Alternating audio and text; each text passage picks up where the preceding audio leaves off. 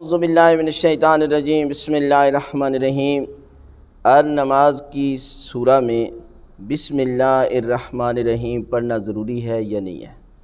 تو یہ ہے کہ سورہ الحمد ہو یا دوسری صورت ہو، شیعہ نقطہ نگاہ سے یعنی فقہ جعفریہ میں ہر صورت کی ابتدا میں بسم اللہ الرحمن الرحیم جزء سورہ ہے، یعنی اگر آپ بغیر بسم اللہ کی صورت کو پڑھتے ہیں تو آپ کی نماز جو ہے وہ ٹھیک نہیں ہے۔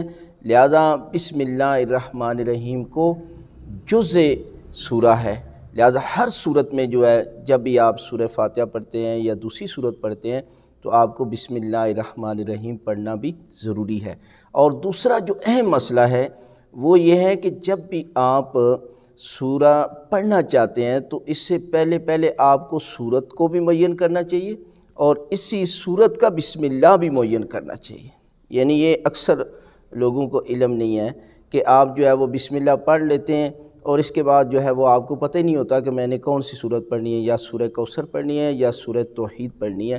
تو لہٰذا سب سے پہلے سورت کو معین کریں اور اس سے پہلے جو ہے وہ بسم اللہ الرحمن الرحیم اسی سورت کا ہی پڑھا جائے گا۔ ویسے تو بسم اللہ ایک ہی ہے، لیکن پہلے آپ سورت معین کریں گے اور پھر بسم اللہ الرحمن الرحیم کو یعنی اسی سورت کا بسم اللہ بھی پڑھا جائے گا۔